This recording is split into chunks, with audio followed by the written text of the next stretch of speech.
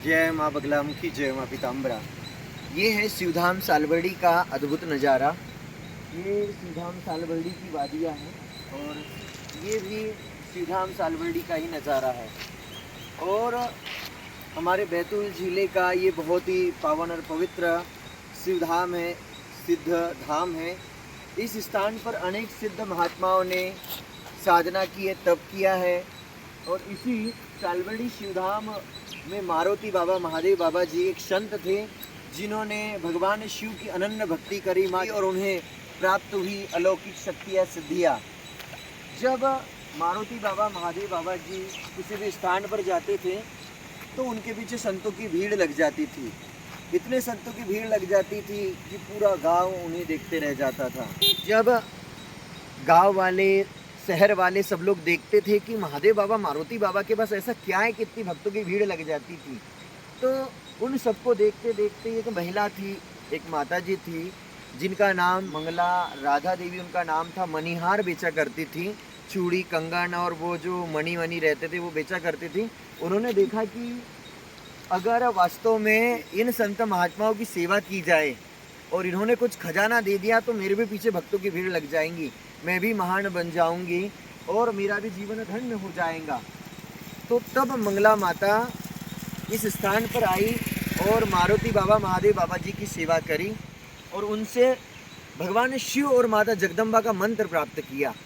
और कुछ ही समय बाद माता जी के जीवन में भी भगवान शिव की अनंत कृपा व्याप्त हो गई।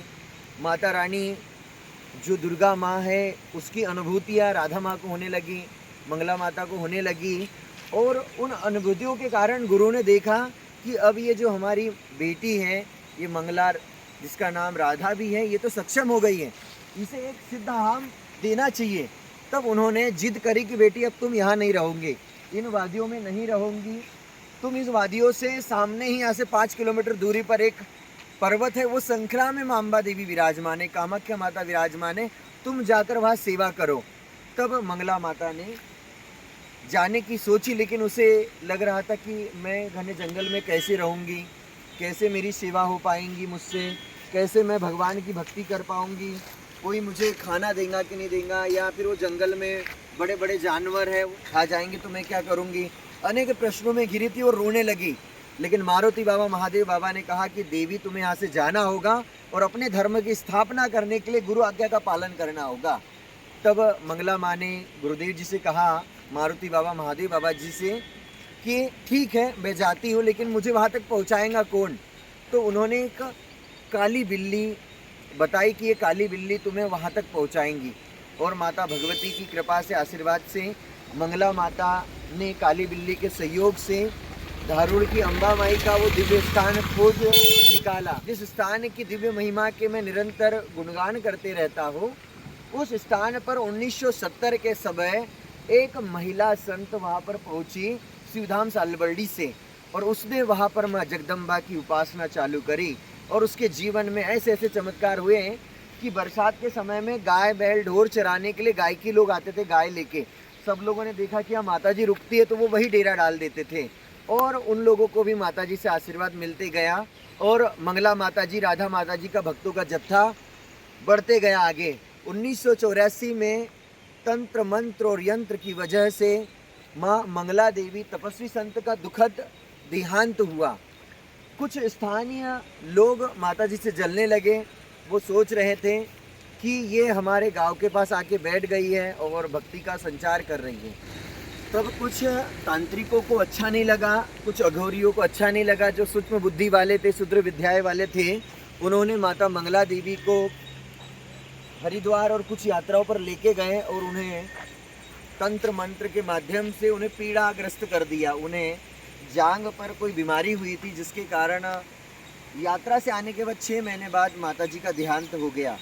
जब मैं पहली बार 2012 में अम्बामई पहुंचा, सालबड़ी तो मैं आ चुका था लेकिन अम्बामई लेट पहुंचा, तो मैंने माता रानी से प्रार्थना की कि मैया, ये जो आपकी भक्ति है, आपकी प्रार्थना है, आपका जो यज्ञ है, आपको मनाने का तरीका मैं कैसे सीखूंगा, बता मुझे कौन बताएगा। तो मुझे मैया आप या तो दर्शन दो, मुझे शक्ति दो, और मैं मैया इन ग्रहों के कारण, लोगों के कारण, दुष्ट लोगों की प्रवृत्ति के कारण बहुत दुखी हूँ, तब माता बगलामुखी माँ की कृपा सन 2020 में मुझे माँ अम्बा देवी की कृपा से प्राप्त हुई। 2020 में मुझे माँ बगलामुखी माता जी की दीक्षा प्राप्त हुई, एक महिला संत की प्राप्ति हुई। तो मैंने सोचा कि वास्तव में इस दरबार को एक गुरु मिल गया। गुरु माता जी से हमने बहुत कुछ सीखा, साधना के बारे में, अध्यात्म के बारे में। और गुरु माता जी ने उनके बड़े पिताजी के पास ले गया, उनके पूज्य पिताश्री सद्गुरुदेव भगवान डॉक्टर सत्यनारायण गिरी गोस्वामी महाराज जी, जहाँ गुरुदेव जी का एक अंश गुरु माता जी इतनी श्रेष्ठ और विज्ञान थी, इतनी ज्ञानी थी, माँ बगलामुखी माँ की शक्ति से परिपूर्ण थी। तो हमने सोचा कि सबसे पहले गुरु माता जी को प्रसन्न करें, उनके लिए शिष्य परिवार का निर्माण कार्य करें और गुरु माता जी के माध्यम से जन कल्याण करें। तो 1 वर्ष तक मैंने गुरु माता जी के सानिध्य में माँ बगलामुखी की साधना की। बैतूल क्षेत्र और भारत के अनेक शिष्यों को, भक्तों को गुरु माता जी से दीक्षा दिलाई। और उसके बाद गुरु माता जी से ही आग्रह करके गुरु माता जी ने ही सामने से हमें बड़े गुरुदेव जी से दीक्षा दिलाई। दीक्षा दिलाने के बाद माँ भगवती की कृपा हमारे जीवन में प्राप्त हुई। पूज्य सद्गुरुदेव भगवान से 2022 में मुझे दीक्षा प्राप्त हुई। और गुरुदेव जी के पास तो अद्भुत खजाना था। गुरुदेव जी से हमने बटुक भैरव जी की शक्ति प्राप्त करी, हनुमान जी की शक्ति प्राप्त करी, संपूर्ण 10 महाविद्याओं की शक्ति प्राप्त करने के लिए गुरुदेव जी से मार्गदर्शन लिया। उसके साथ ही जो बड़े गुरुदेव जी भगवान है, उनसे कुंडलिनी जागरण की भी विधि पूछी।